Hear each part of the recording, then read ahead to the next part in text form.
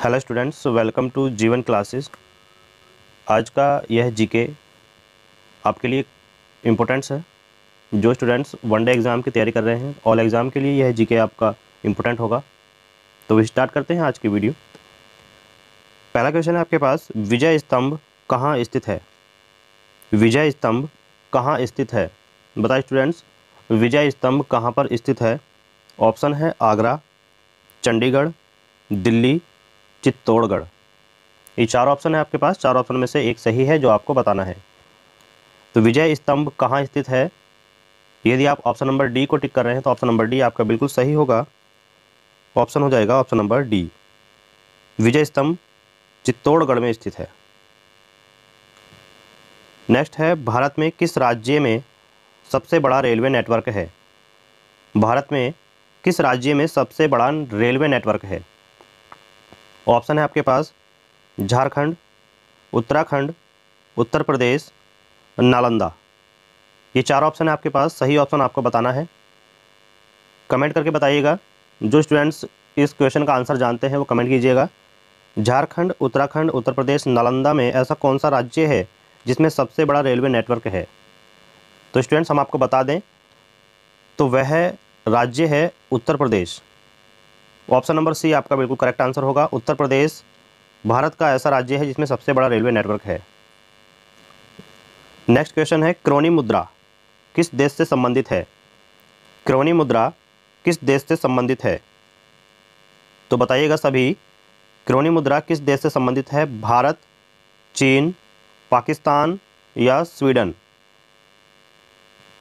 Option है आपके पास। चार ऑप्शन में से एक सही होगा। एक ऑप्शन आप दीजिएगा जो भी आपको इस क्वेश्चन का आंसर सही लगता है। भारत, चीन, पाकिस्तान, स्वीडन में कौन सा ऐसा देश है जिसमें क्रोनी मुद्रा चलती है, यानी क्रोनी मुद्रा जिस देश से संबंधित है वो आपको बताना है। तो स्टूडेंट्स हम आपको बता दें कि यदि आप ऑप्शन में लगा रहे हैं डी स्वीडन तो आप बिल्कुल सही हैं। स्वीडन देश से क्रोनी मुद्रा संबंधित है, तो आपका ऑप्शन नंबर डी बिल्कुल करेक्ट आंसर होगा, स्वीडन। नेक्स्ट है, करो या मरो का नारा किसने दिया था? करो या मरो का नारा किसने दिया था?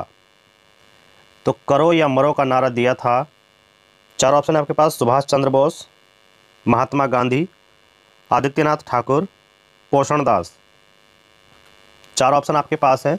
चार ऑप्शन में से एक सही होगा जो आपको बताना है। स्टूडेंट्स कमेंट कीजिएगा और बताइएगा कि कौन सा आंसर सही होगा।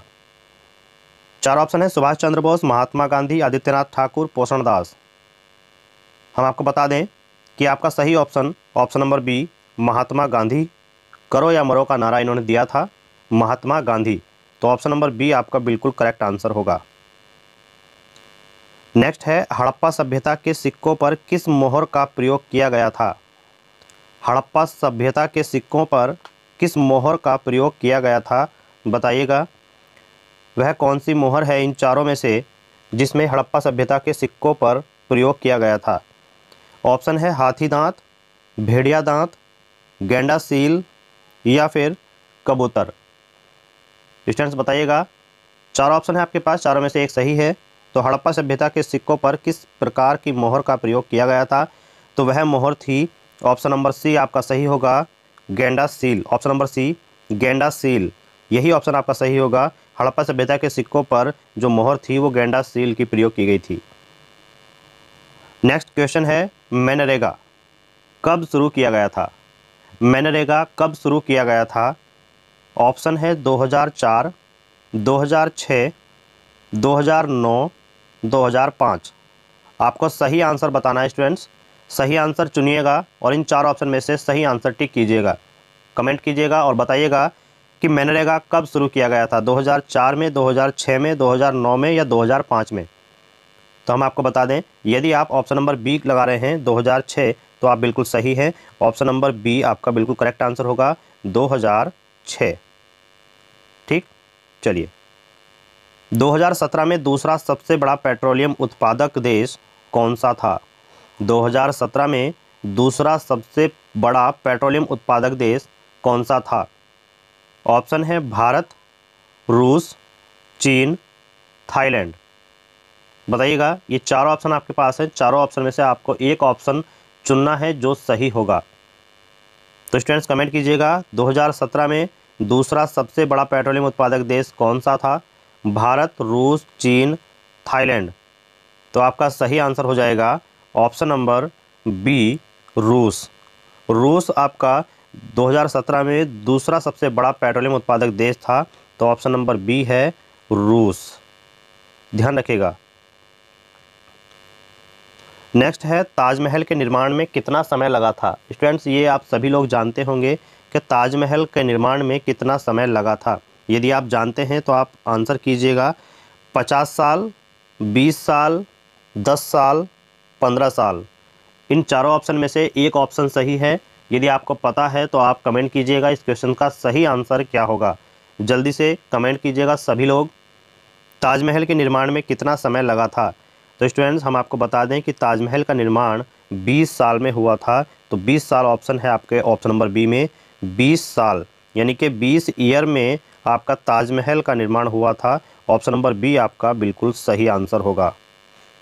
चलिए नेक्स्ट है, शून्य की खोज किसने की थी? बताइएगा स्टूडेंट्स, शून्य की खोज किसने की थी? ध्यान से क्वेश्चन को करिएगा, आपके ऑप्शन गलत नहीं होने चाहिए।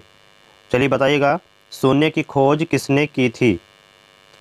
ऑप्शन है आपके पास रामानुजन, आचार्यभट्ट, आर्यभट्ट, कृष्ण राय बल्लभ। सही ऑप्शन आपको बताना है, सही ऑप्शन का चुनाव कीजिएगा स्टूडेंट्स। शून्य की खोज किसने की थी? तो इन चारों ऑप्शन में से जो नाम दिए गए हैं, रामानुजन, आर्यभट्ट, आचार्यभट्ट और कृष्ण राय बल्लभ, इन चारों में से वे कौन थे जिन्होंने शून्य की खोज की थी? तो स्टूडेंट्स आपको बता दें, यदि आप ऑप्शन नंबर सी को टिक कर रहे हैं आर्यभट्ट, तो आर्यभट्ट आपका सही आंसर होगा। आर्यभट्ट, आर्यभट्ट ने शून्य की खोज की थी। इसको आप याद रखिएगा, ये सभी लोग जानते हैं। तो आर्यभट्ट आपका ऑप्शन नंबर सी सही हो जाएगा। नेक्स्ट है, सबसे सरल एरोमेटिक हाइड्रोकार्बन कौन सा है? सबसे सरल एरोमेटिक हाइड्रोकार्बन कौन सा है?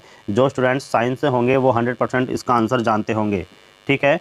तो याद रखिएगा कि कभी भी अगर आपसे क्वेश्चन पूछा जाए सबसे सरल एरोमेटिक हाइड्रोकार्बन कौन सा है, तो आपको ऑप्शन मिलेंगे अल्कोहल, बेंजीन, कास्टर ऑयल या मैग्नीज। यदि आपको ऑप्शन बदल भी दे तो जो सही ऑप्शन है वो तो आपको मिलेगा ही, और इसका सही आंसर हो जाएगा ऑप्शन नंबर बी, बेंजीन।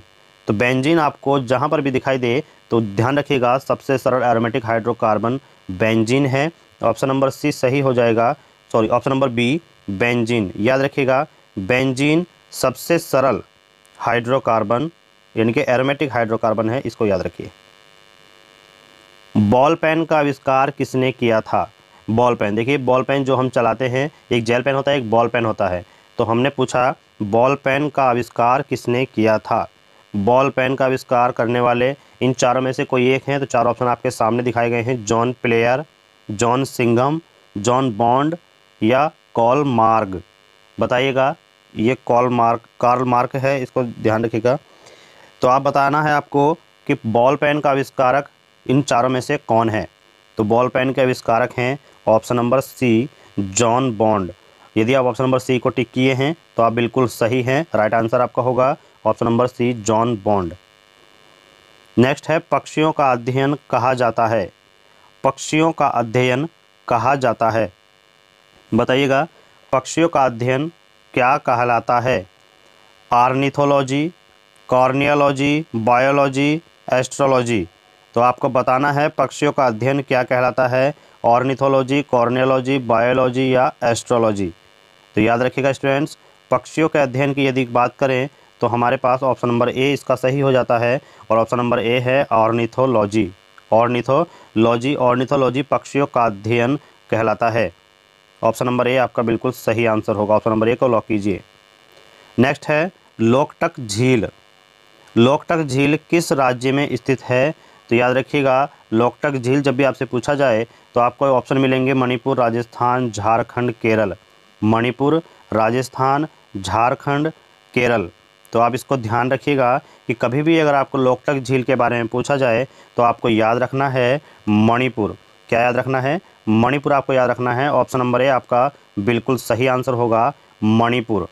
आपका ऑप्शन हो जाएगा ऑप्शन नंबर ए, मणिपुर। चलिए नेक्स्ट है, इसरो के हेडक्वार्टर्स कहाँ है? इसरो का जो हेडक्वार्टर्स है वो कहाँ पर है?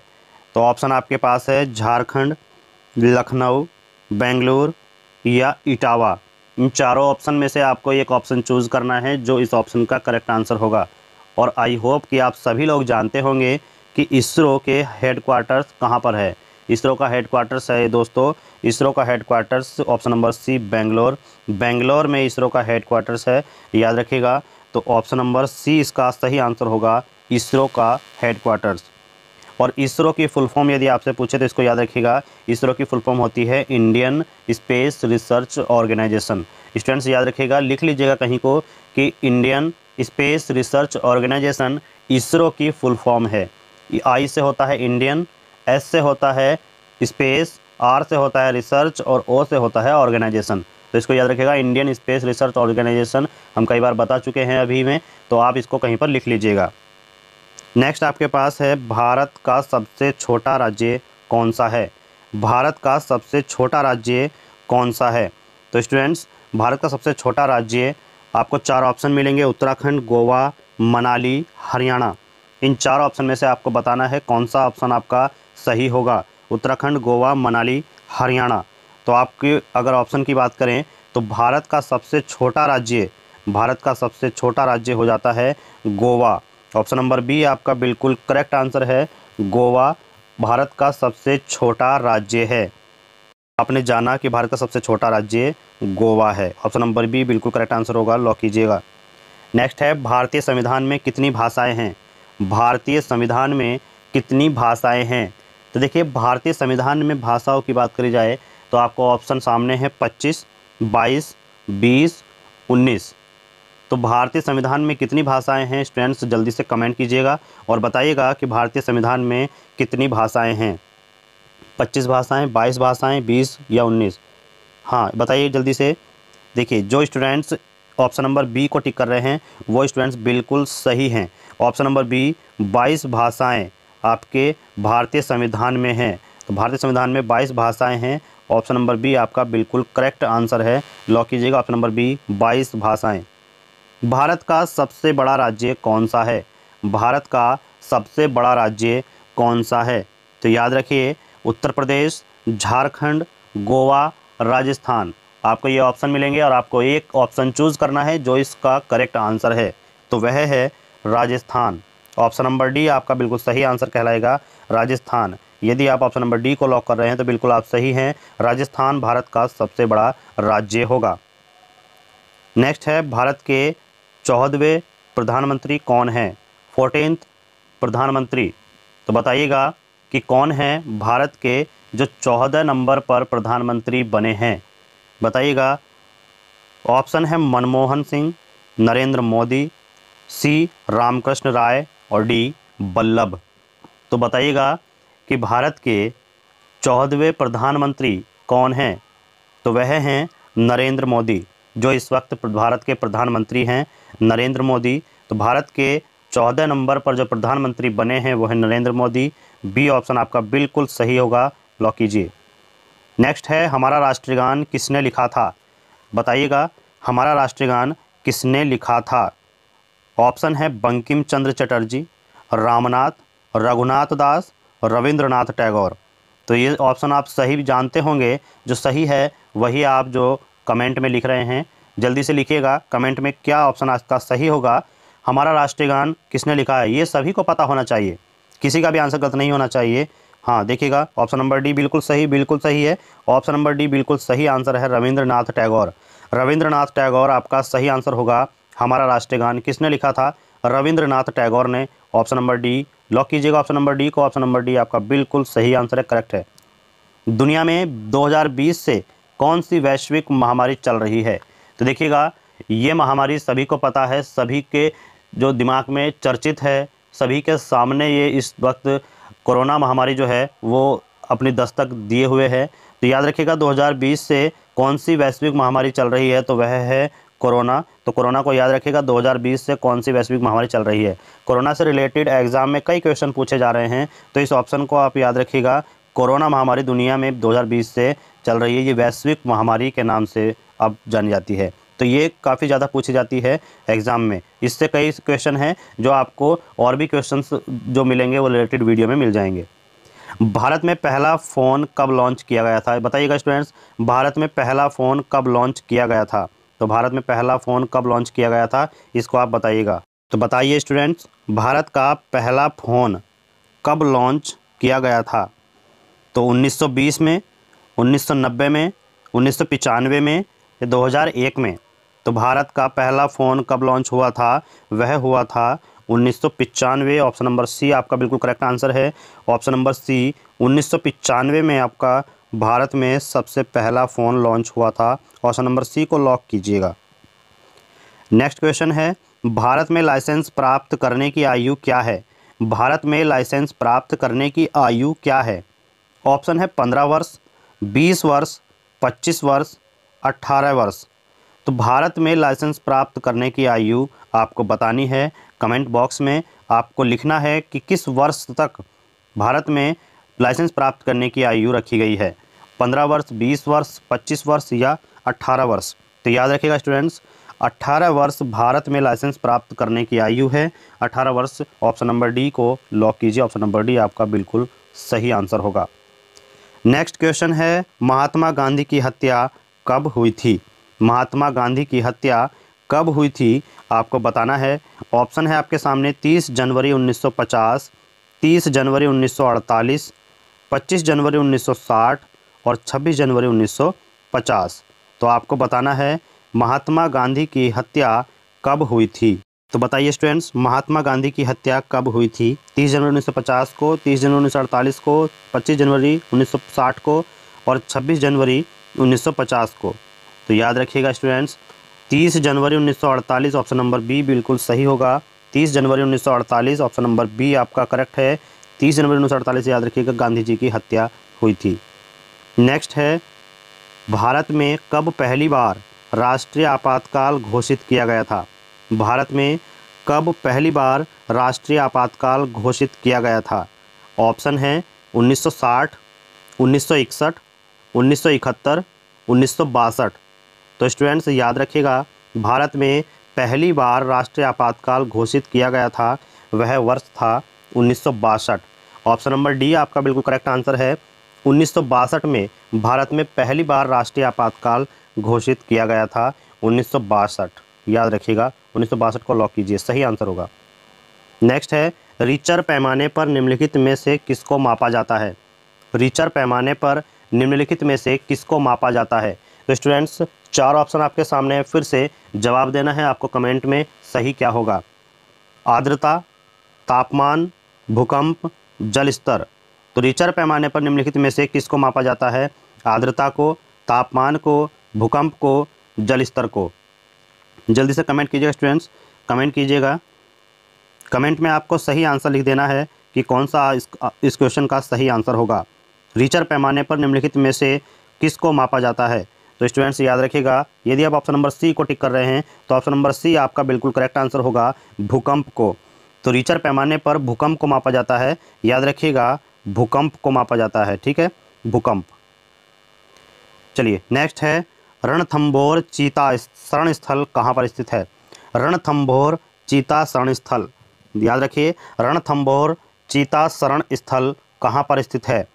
ऑप्शन है आपके सामने बिहार, राजस्थान, हरियाणा, छत्तीसगढ़। तो बताइएगा कौन सा ऑप्शन आपका सही होगा।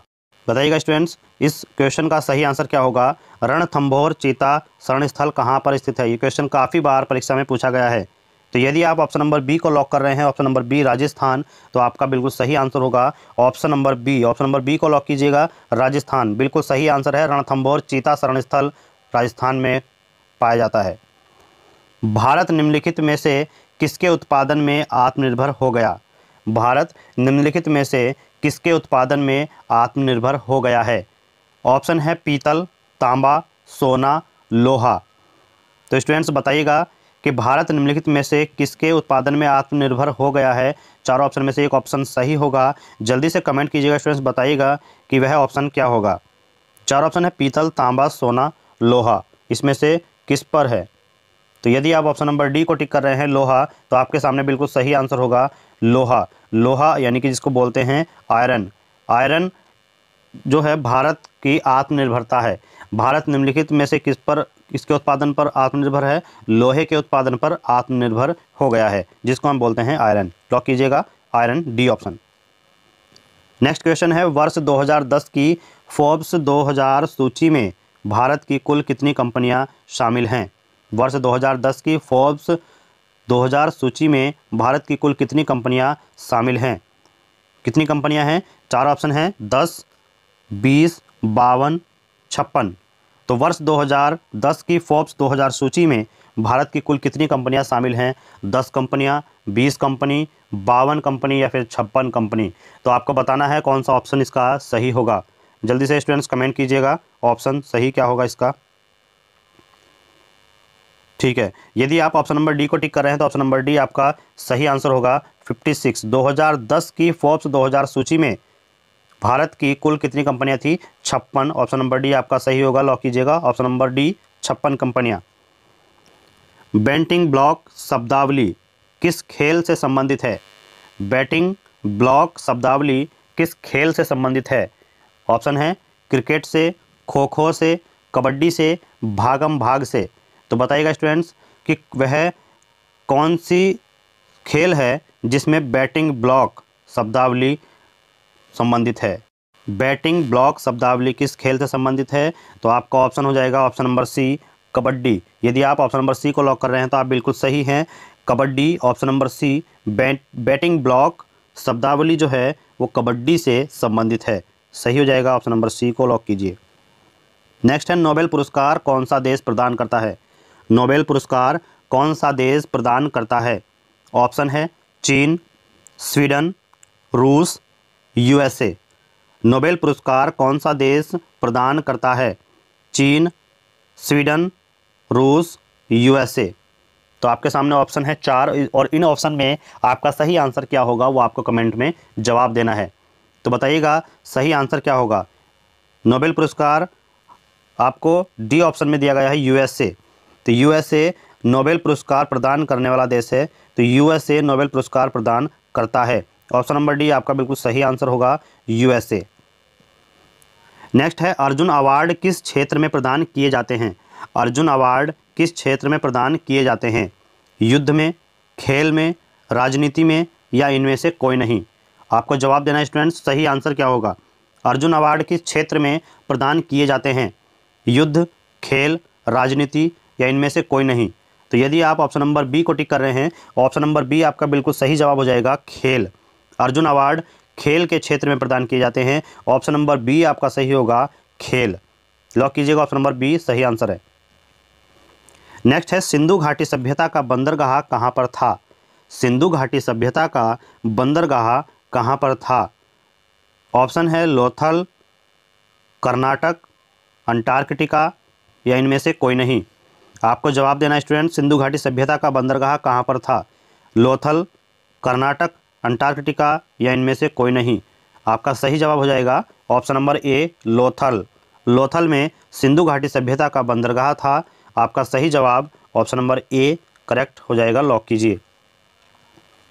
नेक्स्ट आपके सामने क्वेश्चन है, रोलेट एक्ट को किस वर्ष लागू किया गया था? रोलेट एक्ट को किस वर्ष लागू किया गया था? ऑप्शन है 1810, 1919, 1920, 1910। रोलेट एक्ट को किस वर्ष लागू किया गया था? तो आपके सामने ऑप्शन दिए गए हैं 1810 में, 1919 में, 1920 में या 1910 में। तो आपके सामने ऑप्शन है, तो ऑप्शन नंबर आपका अगर बी आप टिक कर रहे हैं तो वो सही हो जाएगा 1919 में। तो 1919 में रोलेट एक्ट को लागू किया गया था। चलिए नेक्स्ट है, महाराणा प्रताप बुलबुल किसे कहते हैं? काफ़ी ज़्यादा इंपॉर्टेंट क्वेश्चन है, बहुत ही अच्छा क्वेश्चन है। महाराणा प्रताप बुलबुल किसे कहते थे? तो महाराणा प्रताप बुलबुल किसे कहते थे? ऑप्शन है खुद को, अपने घोड़े को, अपनी रानी को या इनमें से कोई नहीं? बताइएगा स्टूडेंट्स कि महाराणा प्रताप बुलबुल किसे कहते थे? अपने आप को कहते थे, खुद को, या फिर अपने घोड़े को कहते थे, या अपनी रानी को कहते थे, या इनमें से कोई नहीं?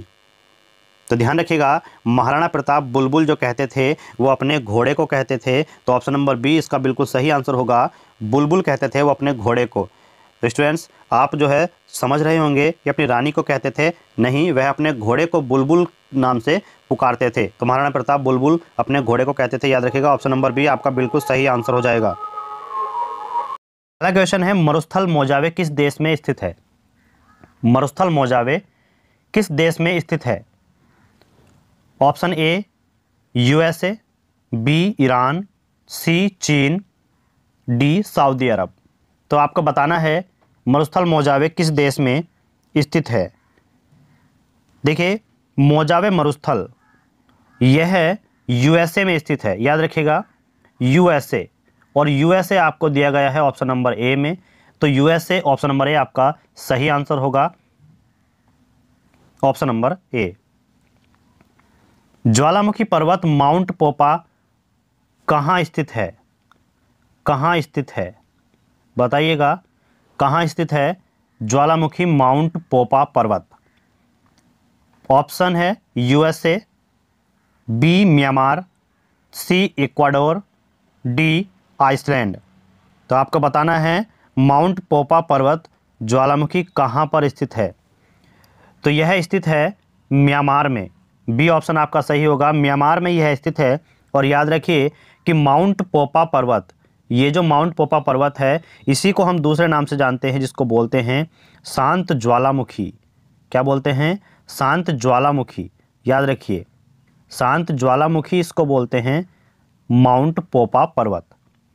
तो यह पाया जाता है म्यांमार में, इसको याद रखिएगा। कांटो मैदान निम्न में से किस देश में स्थित है? कांटो मैदान निम्न में से किस देश में स्थित है? ऑप्शन है चीन, रूस, जापान, दक्षिण कोरिया। तो आपको बताना है कि कांटो मैदान किस देश में स्थित है। स्टूडेंट्स कमेंट कीजिएगा, जो स्टूडेंट्स कमेंट करना चाहते हैं कमेंट कीजिएगा, कमेंट में बताइएगा।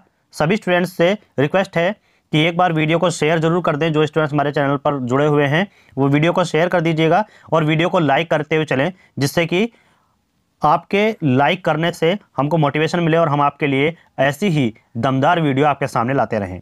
तो कांटो मैदान निम्न में से किस देश में स्थित है ये बताइएगा। चीन, रूस, जापान, दक्षिण कोरिया आपके सामने ऑप्शन है। कांटो मैदान जापान के होन्शु द्वीप के पूर्वी भाग में स्थित है। तो जापान के होन्शु द्वीप, यानी कि जापान यहां पर दिया गया ऑप्शन नंबर सी में। याद रखिएगा, जापान के होन्शु द्वीप, होन्शु द्वीप, ठीक है, होन्शु द्वीप जापान में स्थित है और यह पूर्वी भाग में स्थित है। तो जापान के होन्शु द्वीप के पूर्वी भाग में कांटो मैदान स्थित है, याद रखिएगा। नेक्स्ट है, आइनू जनजाति किस क्षेत्र में पाई जाती है? आइनू जनजाति किस क्षेत्र में पाई जाती है यह आपको बताना है। तो ऑप्शन है आपके पास उत्तरी अफ्रीका, केन्या, जापान, अमेरिका। तो इसमें बताइएगा, स्टूडेंट्स कमेंट कीजिए जल्दी से और बताइएगा कि ऑप्शन कौन सा सही होगा। उत्तरी Africa, Kenya, Japan, America. Ainu जनजाति के बारे में बताना है, किस क्षेत्र में पाई जाती है आइनू जनजाति? तो आइनू जनजाति पाई जाती है जापान में। याद रखिएगा, आइनू जनजाति जापान में पाई जाती है। ऑप्शन नंबर सी आपका करेक्ट आंसर हो जाएगा। नेक्स्ट है, निम्नलिखित में से कौन सा युग्म सही सुमेलित नहीं है? निम्नलिखित में से कौन सा युग्म सही सुमेलित नहीं है? ऑप्शन है जोंडा अर्जेंटीना, कोसावा चीन, हबूब सूडान, खाजरी अजरबैजान। ये चार ऑप्शन आपके सामने हैं और इन चार ऑप्शन में से आपको सही ऑप्शन चुनना है। तो बताइएगा कि कौन सा युग्म ऐसा है जो सही सुमेलित नहीं है, यानी कि जो गलत है। तो यहां पर आपको दिखाई दे रहा है कि कोसावा चीन, कोसावा चीन सही आंसर नहीं है, ठीक है, यानी कि सही सुमेलित नहीं है। तो इस क्वेश्चन का आंसर यही हो जाएगा क्योंकि ये क्वेश्चन निगेटिव है। याद रखिए, क्वेश्चन दिया है कि कौन सा युग्म सही नहीं है, तो कोसावा चीन को छोड़ करके सभी ऑप्शन सही हैं, सभी युग्म सही हैं। देखिए, कोसावा जो है वो ठंडी स्थानीय पवन है, ठंडी स्थानीय पवन है। याद रखिएगा, जो सर्बिया के क्षेत्रों में चलती है, जो सर्बिया के क्षेत्रों में चलती है। और याद रखिए, खाजरी स्थानीय ठंडी पवन है जो अजरबैजान के क्षेत्रों में चलती है। और जोंडा गर्म स्थानीय पवन है जो अर्जेंटीना के स्थानीय क्षेत्रों में चलती है, ठीक है। हुबूब सूडान में चलती है, हुबूब जो है वो गर्म स्थानीय पवन है। लेकिन कोसावा ठंडी स्थानीय पवन है जो कि चीन में नहीं, कहाँ पर चलती है? सर्बिया के क्षेत्र में चलती है। तो यही आंसर आपका बी ऑप्शन सही हो जाएगा। क्योंकि आपको बताना था कि कौन सा युग्म सही सुमेलित नहीं है। नेक्स्ट क्वेश्चन है, विषुवत रेखा निम्नलिखित में से किन किन देशों से मिलकर होकर गुजरती है। बताइएगा कि किन किन देशों से होकर गुजरती है विषुवत रेखा। ऑप्शन है युगांडा, गैबन, किरिबाती, जायरे, या इनमें से कोई नहीं, या फिर सभी हो सकते हैं। बताइएगा। तो 5 ऑप्शन आपके सामने हैं, 5 ऑप्शन में से एक सही होगा। बताइएगा। तो यहां पर ऑप्शन नंबर ई आपको दिखाई दे रहा है, ई यानी कि सभी। तो विषुवत रेखा युगांडा, गैबन, किरिबाती, जायरे इन सभी से होकर गुजरती है। तो इसको आप याद रखिएगा, युगांडा, गैबन, किरिबाती, जायरे से होकर विषुवत रेखा गुजरती है। नेक्स्ट क्वेश्चन है, डॉन सोसाइटी की स्थापना सतीश चंद्र मुखर्जी द्वारा किस पृष्ठभूमि में की गई थी। डॉन सोसाइटी की स्थापना सतीश चंद्र मुखर्जी द्वारा किस पृष्ठभूमि में की गई थी। तो बताइएगा। ऑप्शन है मुस्लिम लीग द्वारा की गई, सीधी कार्रवाई का आह्वान, बी है भारतीय विश्वविद्यालय आयोग की रिपोर्ट, सी बंगाल के विभाजन की घोषणा, और डी है भगत सिंह, सुखदेव और राजगुरु की फांसी। तो वह कौन सी पृष्ठभूमि थी जिसमें डॉन सोसाइटी की स्थापना सतीश चंद्र मुखर्जी द्वारा की गई थी। तो यहां पर आपका ऑप्शन है ऑप्शन नंबर बी। जो स्टूडेंट्स ऑप्शन नंबर बी को टिक कर रहे हैं वो स्टूडेंट्स बिल्कुल सही हैं। भारतीय विश्वविद्यालय आयोग की रिपोर्ट की पृष्ठभूमि द्वारा डॉन सोसाइटी की स्थापना सतीश चंद्र मुखर्जी द्वारा की गई थी। क्लियर है, option number B correct answer है। नेक्स्ट है, 1881 के फैक्ट्री अधिनियम के कारखानों में किस आयु से कम के बच्चों के नियोजन पर प्रतिबंध लगाया है। 1881 के फैक्ट्री अधिनियम ने कारखानों में किस आयु से कम के बच्चों के नियोजन पर प्रतिबंध लगाया है। ऑप्शन है 11 वर्ष, 5 वर्ष, 9 वर्ष या 7 वर्ष। तो इसमें से आपको बताना है कौन सा ऑप्शन सही होगा। तो यहाँ पर दिया गया है कि 1881 के फैक्ट्री अधिनियम ने कारखानों में किस आयु से कम के बच्चों के नियोजन पर प्रतिबंध लगाया है। तो यहाँ पर यह अधिनियम किस आयु के कम बच्चों पर प्रतिबंध लगाता है, तो कौन सा ऑप्शन सही होगा। तो यहाँ पर ऑप्शन नंबर सी आपके सामने है 9 वर्ष। लेकिन आपको एक बात बता दें कि 1881 के फैक्ट्री अधिनियम ने कारखानों में 7 से 12 वर्ष से कम आयु के बच्चों के नियोजन पर प्रतिबंध लगाया, और 7 से 12 वर्ष तक के बच्चों को अधिकतम अवधि जो काम करने की है वो 9 घंटे तक की है। ठीक है, तो याद रखिए 1881 के फैक्ट्री अधिनियम के कारखानों में किस आयु से कम बच्चों के नियोजन पर प्रतिबंध लगाता है, तो वह है 9 वर्ष के कम बच्चों की। चलिए नेक्स्ट है, बांसखेड़ा अभिलेख पर किसके हस्ताक्षर अंकित हैं। बांसखेड़ा अभिलेख पर किसके हस्ताक्षर अंकित हैं।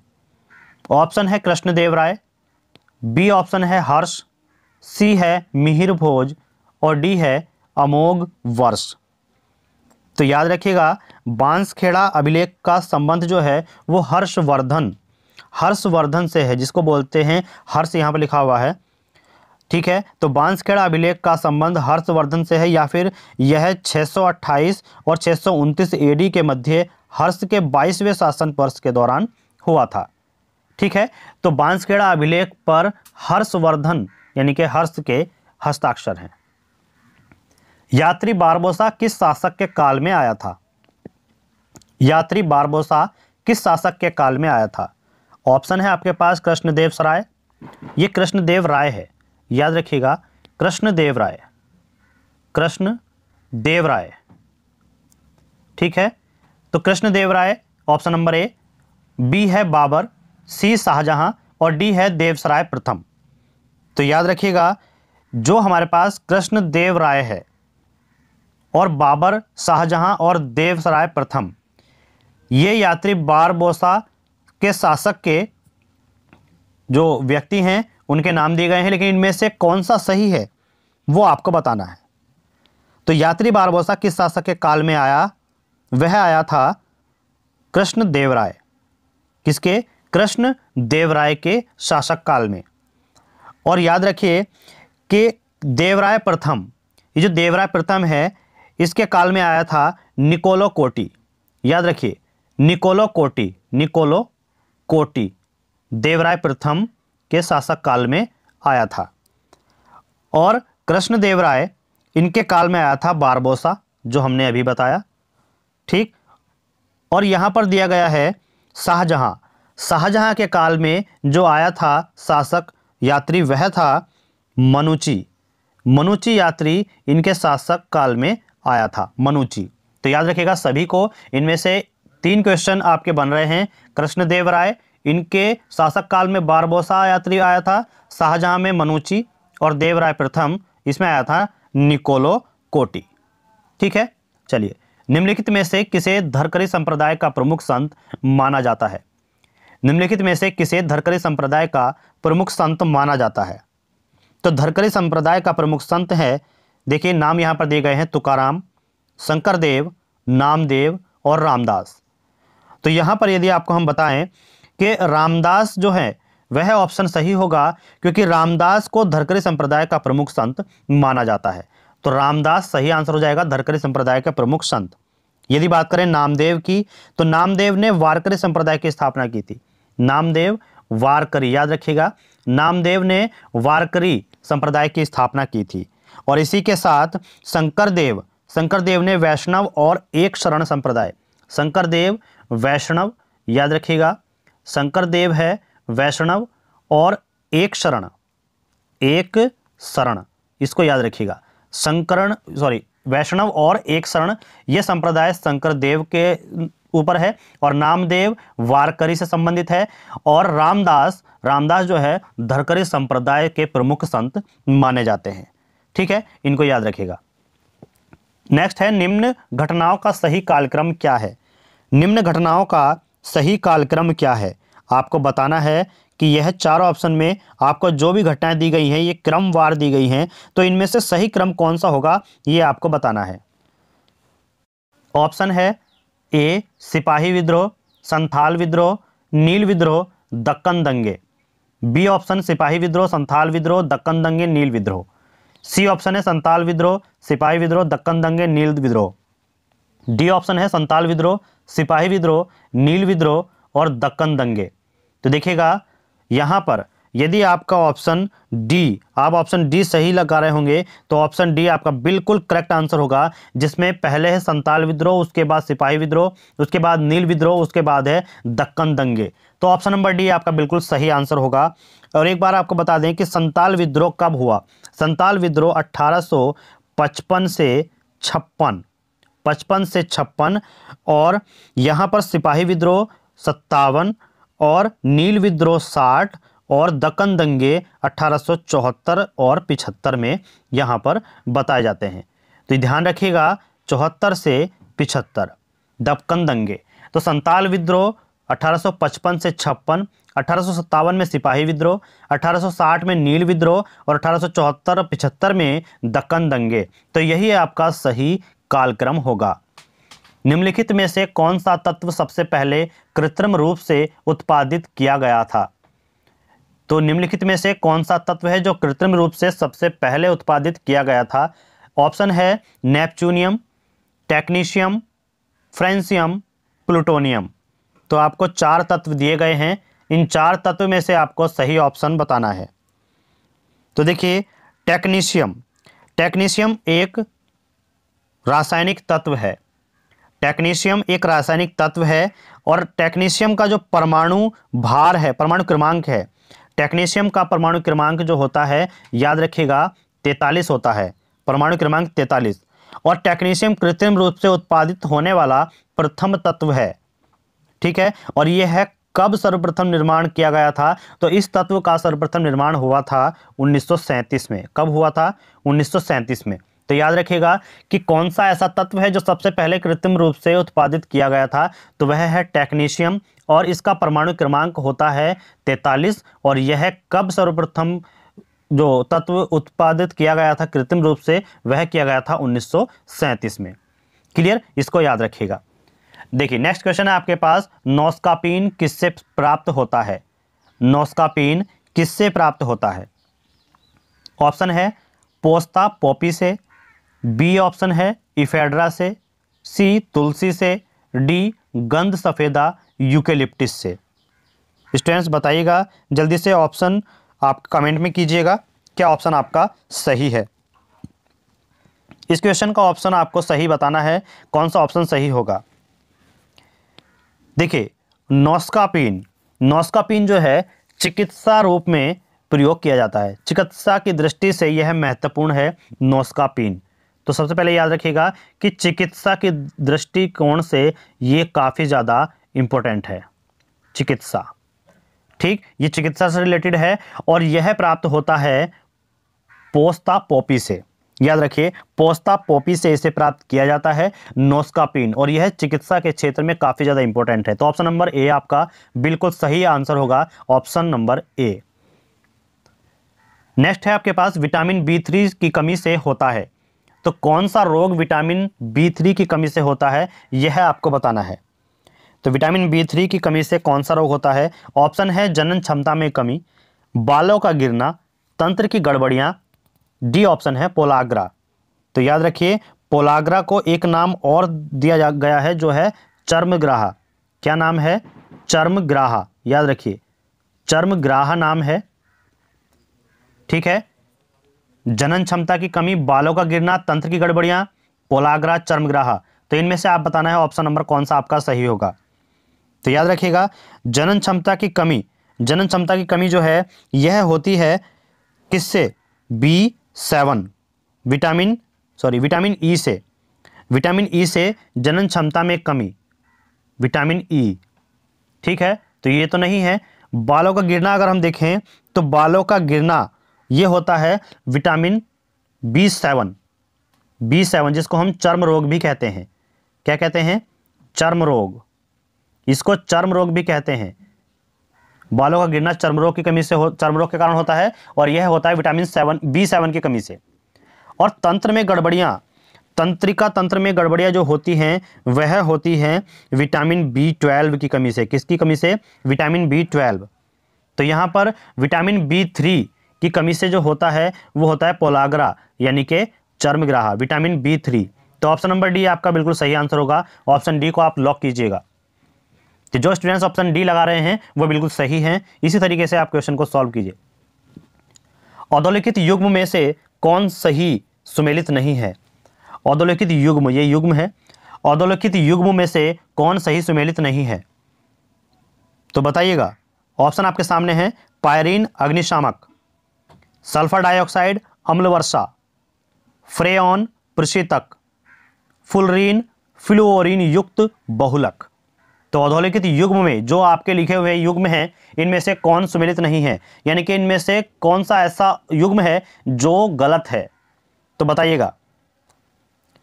देखिए आपको दिखाई दे रहा होगा ऑप्शन नंबर डी, फ्लोरीन फ्लुओरीन युक्त बहुलक। यदि इसकी बात करें तो फ्लोरीन कार्बन का एक उपयोगी अपरूप है। याद रखिए फ्लोरीन जो है यह कार्बन का एक उपयोगी अपरूप है और इसकी खोज कब हुई थी? फ्लोरीन की खोज 1985 में हुई थी, 1985 में हुई थी। और किसने की थी? I.E. इस्मैली, I.E. इस्मैली ने की थी। याद रखिएगा I.E. इस्मैली, ठीक है। I.E. इस्मैली है जो इनके खोज करता है, ठीक है। और इनके साथ थे सर होरोल्ड डब्ल्यू, इसको भी याद रखिएगा, ठीक, और रॉबर्ट F. कार्ल। इन 3-4 के द्वारा इसकी खोज की थी फ्लोरीन की, ठीक है। तो फ्लोरीन जो है और फ्लोरीन युक्त बहुलक, यह युग्म ऐसा है जो हमारा गलत होगा। तो हमसे पूछा है कि कौन सा युग्म सुमेलित नहीं है, तो यही आंसर आपका करेक्ट हो जाएगा। नेक्स्ट क्वेश्चन है निम्न कथनों पर विचार कीजिए। ए ऑप्शन है अकबर ने 1552 में युद्ध बंदियों को दास बनाया, ठीक है, और इस पर रोक लगा दी। बी है 1563 में तीर्थ यात्रा कर समाप्ति कर दिया गया, यानी कि तीर्थ यात्रा पर जो कर था उसकी समाप्ति हो गई। सी ऑप्शन है 1564 में जजिया कर पर रोक लगा दी गई। और डी है उपरोक्त सभी। तो बताइएगा कि कौन सा ऑप्शन इसमें से आपका सही होगा। तो निम्नलिखित कथनों पर विचार करके बताना है कि इसमें से कौन सा ऑप्शन हमारे लिए सही है। इस क्वेश्चन का सटीक आंसर बताइएगा कौन सा है। चलिए कमेंट कीजिए स्टूडेंट्स, कमेंट कीजिएगा, हाँ बताइएगा कि कौन सा ऑप्शन सही होगा। कमेंट कीजिए स्टूडेंट्स, कमेंट कीजिए, बताइए कौन सा ऑप्शन आपका सही है। निम्न कथनों पर विचार करें। बताइए। पहला ऑप्शन है अकबर ने 1962 में युद्ध बंदियों को दास बनाए जाने पर रोक लगा दी थी। बी ऑप्शन है 1563 में तीर्थ यात्रा कर की समाप्ति हो गई थी। और सी ऑप्शन है 1564 में जजिया कर को समाप्त कर दिया गया था। या फिर डी उपरोक्त सभी। तो यदि आप उपरोक्त सभी आंसर लगा रहे हैं तो बिल्कुल सही है, क्योंकि अकबर ने 1562 में युद्ध बंदियों को दास बनाए जाने पर रोक लगा दी थी और 1563 में तीर्थ यात्रा पर जो कर था उसको समाप्त कर दिया गया था और 1564 में जजिया कर को भी समाप्त कर दिया गया था। तो उपरोक्त सभी, ये आंसर डी हो जाएगा, ऑप्शन नंबर डी। इंसुलिन प्राप्त होता है, बताइएगा इंसुलिन कहां से प्राप्त होता है। ऑप्शन है अदरक के प्रकंद से, आलू के कंद से, डहेलिया की जड़ों से, या फिर बालसम पुष्प से। बताइएगा स्टूडेंट्स कि इंसुलिन कहां से प्राप्त होता है। इंसुलिन आपने काफी ज्यादा पढ़ा भी होगा, इंसुलिन कहां से प्राप्त होता है। तो देखिए, यदि आप डहेलिया की जड़ों से बता रहे हैं तो आप बिल्कुल सही हैं। डहेलिया की जड़ों से इंसुलिन प्राप्त होता है। ठीक है, तो डहेलिया की जड़ों से इंसुलिन प्राप्त होता है। और यह भी याद रखिएगा कि इंसुलिन कहां से प्राप्त होता है। अग्नाशय की बीटा कोशिकाएं, अग्नाशय की बीटा कोशिकाएं यानी कि बीटा सेल्स जो होती हैं उनसे भी इंसुलिन प्राप्त होता है। बीटा सेल्स याद रखिएगा, डहेलिया की जड़ों से इंसुलिन प्राप्त कर सकते हैं और बीटा सेल्स, अग्नाशय की बीटा सेल्स जो होती हैं उनसे भी इंसुलिन प्राप्त होता है। इसको याद रखिएगा। चलिए नेक्स्ट है, सामाजिक न्याय एवं समानता के साथ विकास किस पंचवर्षीय योजना का लक्ष्य था। सामाजिक न्याय एवं समानता के साथ विकास किस पंचवर्षीय योजना का लक्ष्य था, इसमें बताइएगा। तो ऑप्शन है 7वीं, 10वीं, 8वीं, 9वीं। तो इसमें बताइएगा कि कौन सी पंचवर्षीय योजना का लक्ष्य था सामाजिक न्याय एवं समानता के साथ विकास, इसमें आपको बताना है। तो यदि आप ऑप्शन नंबर डी को कर रहे हैं 9वीं पंचवर्षीय योजना, तो आप बिल्कुल सही हैं, क्योंकि सामाजिक न्याय एवं समानता के साथ विकास कौन सी 9वीं पंचवर्षीय योजना का लक्ष्य था। चलिए नेक्स्ट है, ग्लोबल जेंडर गैप रिपोर्ट को जारी करता है। तो ग्लोबल जेंडर गैप रिपोर्ट को कौन जारी करता है। विश्व बैंक, यूएनसीटीएडी, डब्ल्यूईएफ या आईएमएफ। बताइएगा कि कौन ग्लोबल जेंडर गैप रिपोर्ट को जारी करता है। कमेंट कीजिए स्टूडेंट्स कि कौन ग्लोबल जेंडर गैप रिपोर्ट को जारी करता है। यहां पर यदि आप बात करें ऑप्शन नंबर सी, डब्ल्यूईएफ। तो डब्ल्यूईएफ जिसको बोलते हैं विश्व आर्थिक मंच, ग्लोबल जेंडर गैप रिपोर्ट को जारी करता है। विश्व आर्थिक मंच ग्लोबल जेंडर गैप रिपोर्ट को जारी करता है डब्ल्यूईएफ। तो ये ऑप्शन नंबर सी आपका बिल्कुल करेक्ट आंसर होगा, ऑप्शन नंबर सी। चलिए नेक्स्ट है, सबसे छोटा जीव, सबसे छोटा जीव। इसमें कुछ थोड़ी सी गलती है, टाइपिंग मिस्टेक है, टाइपिंग मिस्टेक के स्टूडेंट्स बस थोड़ा सा इसमें आप करेक्शन कर लीजिएगा।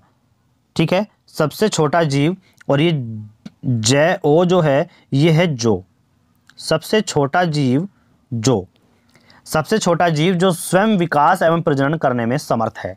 विषाणु, बैक्टीरियोफेज, मिकोफेज या फिर माइकोप्लाजा। ये माइकोप्लाजा है, माइकोप्लाजा याद रखिए, माइकोप्लाजा, माइकोप्लाजा। ठीक है, तो विषाणु, बैक्टीरियोफेज, माइकोप्लाजा या फिर जीवाणु। तो सबसे छोटा जीव जो स्वयं विकास एवं प्रजनन के लिए समर्थ है तो वह कौन सा है।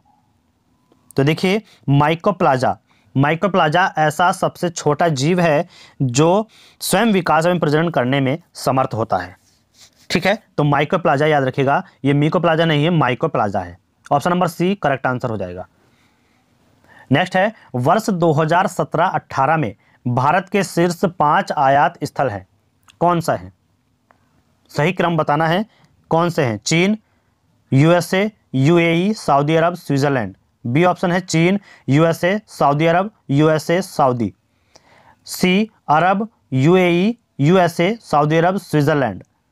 और डी ऑप्शन है चीन, यूएसए, स्विट्जरलैंड, यूएई और सऊदी अरब। तो आपको बताना है कौन सा ऑप्शन आपका सही होगा, बताइएगा। कमेंट कीजिएगा स्टूडेंट्स, कमेंट कीजिए। तो देखिए यहां पर यदि आप ऑप्शन लगाएं चीन, यूएसए, सऊदी अरब, यूएई, स्विट्जरलैंड, यानी कि चीन, यूएसए, सऊदी अरब, कौन सा ऑप्शन है? चीन, यूएसए, सऊदी अरब और यूएई, स्विट्जरलैंड। इसमें कोई सा ऑप्शन नहीं है। तो स्टूडेंट्स इसमें लिख लीजिएगा कि चीन, सबसे पहले चीन आएगा, फिर आएगा यूएसए, उसके बाद आएगा सऊदी अरब और उसके बाद आएगा यूएई और उसके बाद है स्विट्जरलैंड। स्विट्जरलैंड, ठीक है। तो ये ऑप्शन आपका सही होगा। इस क्रम को आप याद रखिएगा, ठीक है। ऑप्शन में नहीं है लेकिन इस क्रम को आप लिख लीजिएगा, ठीक है। चलिए नेक्स्ट है फाकीम वन्यजीव अभयारण्य किस राज्य में स्थित है? फाकीम वन्यजीव अभयारण्य किस राज्य में स्थित है बताइएगा? मणिपुर, नागालैंड, अरुणाचल प्रदेश या असम? तो किस राज्य में स्थित है फाकीम वन्यजीव अभयारण्य?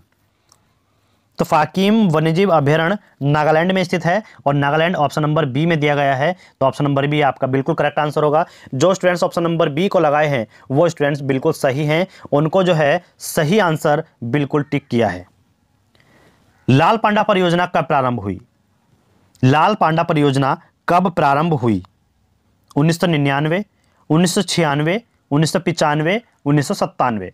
आपको सही ऑप्शन बताना है कि लाल पांडा परियोजना, याद रखिए लाल पांडा परियोजना 1996 में प्रारंभ हुई थी। तो ऑप्शन नंबर बी आपका बिल्कुल सही होगा। ऑप्शन नंबर बी 1996 में लाल पांडा परियोजना प्रारंभ हुई। भारतीय पशु कल्याण बोर्ड कहाँ स्थित है? भारतीय पशु कल्याण बोर्ड कहाँ स्थित है? देहरादून, चेन्नई, भोपाल, नई दिल्ली? इन चारों ऑप्शन में से आपको बताना है इस क्वेश्चन का सही आंसर क्या होगा। भारतीय पशु कल्याण बोर्ड कहाँ स्थित है बताइएगा? भारतीय पशु कल्याण बोर्ड कहाँ स्थित है? तो याद रखिएगा भारतीय पशु कल्याण बोर्ड चेन्नई में स्थित है। और भारतीय पशु कल्याण बोर्ड चेन्नई में तो स्थित है, लेकिन अब इसका मुख्यालय हरियाणा के सीकरी के वल्लभगढ़ में आ गया है, ठीक है। हरियाणा के सीकरी और कहाँ पे? बल्लभगढ़। कहाँ पे है? बल्लभगढ़ में, ठीक है। याद रखिएगा कि इसका जो मुख्यालय है वह हरियाणा के सीकरी के बल्लभगढ़ में आ गया है, लेकिन यह चेन्नई में बताया जाता था। पशु कल्याण बोर्ड चेन्नई में है, इसका मुख्यालय सीकरी बल्लभगढ़ में है। कहाँ पर? हरियाणा में। किस राज्य में ग्रीन बचाओ स्वच्छ रहो नाम से एक जागरूकता अभियान शुरू किया है? किस राज्य में ग्रीन बचाओ स्वच्छ रहो नाम से एक जागरूकता अभियान शुरू किया है? झारखंड, अरुणाचल प्रदेश, हिमाचल प्रदेश, पश्चिम बंगाल? ये चार ऑप्शन आपके पास हैं। इन चारों में से आपको बताना है कि कौन सा ऑप्शन सही होगा। तो यहां पर आपको दिए गए ऑप्शन में से एक ऑप्शन सही होगा और वही आपको बताना है, यानी कि किस राज्य ने ग्रीन बचाओ स्वच्छ रहो नाम से एक जागरूकता अभियान शुरू किया है बताइएगा? तो देखिए ऑप्शन नंबर आगे आप डी मार रहे हैं, पश्चिम बंगाल।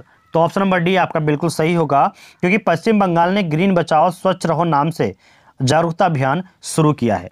तो ऑप्शन नंबर डी आपका बिल्कुल सही होगा। ऑप्शन नंबर डी जो स्टूडेंट्स मार रहे हैं वो बिल्कुल सही है। निर्धनता का दुष्चक्र की अवधारणा संबंधित है। निर्धनता का दुष्चक्र, यह अवधारणा किससे संबंधित है? तो याद रखिएगा ऑप्शन है आपके पास, पहले देखिए ऑप्शन नक्रसे से, कार्ल मार्क्स से, एडम स्मिथ से या फिर उपरोक्त सभी। तो यहां पर यदि आप ऑप्शन लगा रहे हैं, ऑप्शन नंबर कौन सा जल्दी बताइएगा। चलिए कमेंट कीजिए, पहले कमेंट कीजिए स्टूडेंट्स, कमेंट कीजिएगा ऑप्शन कौन सा सही होगा, कमेंट कीजिए। आपका पहले कमेंट ले लेते हैं, उसके बाद हम आंसर आपको बता देंगे। जिसका आंसर सही होगा उसको भी हम यहाँ पर नाम लेंगे। जल्दी बताइएगा कि निर्धनता का दुष्चक्र इसकी ये जो अवधारणा है ये किससे संबंधित है?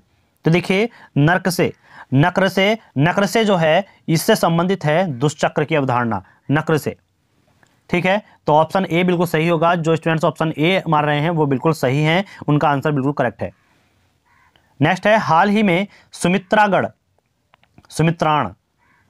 सुमित्राण, अमूर साइबेरियन मलयान, अमोय और इंडो चाइनीज दक्षिण चीन खबरों में देखे गए किसकी प्रजातियां हैं बताइएगा? हाल ही में सुमित्रान, अमूर, साइबेरियन, मलयाम और अयोम, ये अमोय है, ठीक है, याद रखिए। चलिए बताइएगा, हाल ही में सुमित्रान, अमूर, साइबेरियन, मलयान, ओमोय और इंडो चाइनीज दक्षिण चीन खबरों में देखे गए किसकी प्रजातियां हैं? ठीक है, हाँ यही है। हाल ही में सुमित्रान, अमूर, साइबेरियन, मलयान, अमोय और इंडो चाइनीज दक्षिण चीन खबरों में देखे गए किसकी प्रजातियां हैं? तो पहला है बाघ की उपप्रजातियां, प्रवासी पक्षी, कछुए, इंडोनेशिया द्वीप में जनजातीय समूह। तो कौन सा ऑप्शन इसमें सही होगा? ऑप्शन कौन सा सही होगा, जल्दी से आप बताइएगा, जल्दी से बताइएगा, कमेंट कीजिएगा स्टूडेंट्स, आपके कमेंट हम ले लेंगे। कमेंट में बताइएगा कि कौन सा ऑप्शन आपका बिल्कुल सही होगा। तो देखिए, सुमित्रान, अमूर, साइबेरियन, मलयान, अमोय और इंडो चाइनीज दक्षिण चीन, ये सभी बाघ की उपप्रजातियां हैं। क्या हैं? बाघ की उपप्रजातियां हैं, याद रखिएगा। तो ऑप्शन नंबर ए आपका बिल्कुल सही आंसर होगा। ऑप्शन नंबर ए को आप टिक कीजिएगा, आप सही हैं। नेक्स्ट है, रामलीला किसका सुप्रसिद्ध चित्र है? रामलीला किसका सुप्रसिद्ध चित्र है? तो रामलीला जो है वह बताया गया है इन चारों ऑप्शन में, कौन सा सही है ये आपको बताना है। अब्दुल समद, ललित मोहन सेन, भवानी चरण, भवानी चरण के बाद है कोई नहीं। तो अब्दुल समद, ललित मोहन सेन, भवानी चरण या इनमें से कोई नहीं, आपको बताना है रामलीला किसका सुप्रसिद्ध चित्र है? रामलीला किसका सुप्रसिद्ध चित्र है, जल्दी से बताइए। आपको बताना होगा ऑप्शन कौन सा सही है। देखिए, ऑप्शन नंबर सी है भवानी चरण, और यही आपका ऑप्शन नंबर सी बिल्कुल करेक्ट होगा। ठीक है, भवानी चरण अब्दुल समद के चित्र गुलशन चित्रावली से संकलित है। ठीक है, तो रामलीला किस सुप्रसिद्ध चित्र है? किसका सुप्रसिद्ध चित्र है? भवानी चरण का। ठीक है, भवानी चरण का सुप्रसिद्ध चित्र है रामलीला। नेक्स्ट है, निम्नलिखित में कौन सी नदी नेपाल के रुकमकोट नामक स्थान से निकलती है? निम्नलिखित में कौन सी नदी नेपाल के रुकमकोट नामक स्थान से निकलती है, बताइएगा। कौन सी नदी है जो नेपाल के रुकमकोट नामक स्थान से निकलती है? राप्ती नदी, केन नदी, बेतवा नदी या टोंस नदी? इन चार ऑप्शन में से आपको बताना है कौन सा ऑप्शन आपका सही होगा। निम्नलिखित में से कौन सी नदी नेपाल के रुकमकोट नामक स्थान से निकलती है? राप्ती, केन, बेतवा, टोंस? तो देखिएगा, इसके बारे में थोड़ा सा जान लीजिएगा कि राप्ती नदी नेपाल के किस से निकलती है? रुकमकोट से निकलती है। ये तो इसका हुआ आंसर। ठीक है, राप्ती नदी, तो राप्ती नदी ऑप्शन नंबर ए सही हो जाएगा। और इसकी मुख्य सहायक नदी कौन सी है? इसकी मुख्य सहायक नदी है रोहिणी, याद रखिएगा, रोहिणी इसकी मुख्य सहायक नदी है। ठीक है, किसकी? राप्ती की। और यह प्रदेश में बहराइच, श्रावस्ती, बलरामपुर, सिद्धार्थनगर, संत कबीर नगर एवं गोरखपुर में बहती हुई कहाँ तक? देवरिया के बहराइच के समीप घाघरा में मिल जाती है। कहाँ पर? घाघरा में मिल जाती है। ठीक है, बेतवा की बात कर रहे हैं तो बेतवा भोपाल के दक्षिण पश्चिम से निकलती है, याद रखिएगा, भोपाल के दक्षिण पश्चिम से। ठीक है, कैमूर पहाड़ियों के उत्तरी ढाल से केन, जो केन है वो कैमूर पहाड़ियों के उत्तरी ढाल से निकलती है। और टोंस मेहर के निकट तमसा कुंड से निकलती है। मेहर तमसा कुंड, कौन ये टोंस है? मेहर तमसा कुंड, याद रखिएगा, मेहर तमसा कुंड। ठीक है, तो ऑप्शन आपका सही हो जाएगा कि कौन सी नदी नेपाल के रुकमकोट स्थान से निकलती है? राप्ती, और इसकी जो है सहायक नदी है रोहिणी। ठीक है, नेक्स्ट है, उत्तर प्रदेश में नए स्वायत्त प्रशासन की शुरुआत कब की गई? उत्तर प्रदेश में नए स्वायत्त प्रशासन की शुरुआत कब की गई? 1948, 1816, 1916 या फिर 1937? बताइएगा, उत्तर प्रदेश में नगर स्वायत्त प्रशासन की शुरुआत कब की गई? तो यहां पर आपके सामने ऑप्शन है 1918, 1916, 1937 भी है और 1816 भी इसमें है। तो बताइएगा। तो देखिए, 1916 आपका आंसर सही होगा कि उत्तर प्रदेश में नगर स्वायत्त प्रशासन की शुरुआत 1916 में की गई थी। ऑप्शन नंबर सी आपका बिल्कुल करेक्ट आंसर होगा, ऑप्शन नंबर सी। नेक्स्ट है, धारणीय विकास किसके उपयोग के संदर्भ में अंतरपीढ़ीगत संवेदनशीलता का विषय है? अंतर पीढ़ीगत संवेदनशीलता का विषय है धारणीय विकास किसके उपयोग के संदर्भ में? प्रकृति संसाधन यानी कि प्राकृतिक संसाधन, भौतिक संसाधन, सामाजिक संसाधन या फिर औद्योगिक संसाधन। ये 4 ऑप्शन आपके पास हैं। इन 4 ऑप्शन में से आपको बताना है कि कौन सा ऑप्शन सही है। धारणीय विकास किसके उपयोग के संदर्भ में अंतरपीढ़ीगत संवेदनशील का विषय है, तो आपको यह बताना है। जल्दी से कमेंट कीजिएगा स्टूडेंट्स, कमेंट कीजिए, कमेंट करके बताइएगा कौन सा ऑप्शन सही होगा। इस क्वेश्चन का राइट आंसर आपको देना है। राइट आंसर कौन सा होगा जल्दी से बताइएगा, कमेंट कीजिए स्टूडेंट्स, कमेंट कीजिएगा। राइट आंसर कौन सा होगा? राइट आंसर कौन सा है? धारणीय विकास किसके उपयोग के संदर्भ में अंतरपीढ़ीगत संवेदनशीलता का विकास है? जल्दी से बताइएगा, आप लोग सभी इसको बता दीजिएगा कौन सा होगा। देखिए ऑप्शन है प्राकृतिक संसाधन, ऑप्शन नंबर ए बिल्कुल सही होगा। प्राकृतिक संसाधन, धारणीय विकास किसके उपयोग के संदर्भ में अंतरपीढ़ीगत संवेदनशीलता का विषय है? प्राकृतिक संसाधन के। ठीक है स्टूडेंट्स, हम आपको एक बात और बता दें कि उत्तर प्रदेश में नगर स्वायत्त प्रशासन की शुरुआत जो हुई थी वो 1916 में हुई थी। तो इसके बारे में हम थोड़ा सा जिक्र कर देते हैं कि 1916 में जो है संयुक्त प्रांत टाउन एरिया अधिनियम, क्या संयुक्त प्रांत टाउन एरिया अधिनियम, यहाँ पर संयुक्त प्रांत टाउन एरिया अधिनियम और संयुक्त नगर प्रांत पालिका अधिनियम, ये भी 1916 में ही पारित हुए थे। कौन कौन से फिर से सुनिएगा, लिख लीजिएगा कि 1916 में उत्तर प्रदेश में नगर स्वायत्त प्रशासन की शुरुआत हुई और 1916 में ही संयुक्त प्रांत टाउन एरिया अधिनियम, संयुक्त प्रांत टाउन एरिया अधिनियम और संयुक्त नगर प्रांत पालिका अधिनियम, इन दोनों को भी 1916 में ही पारित किया गया।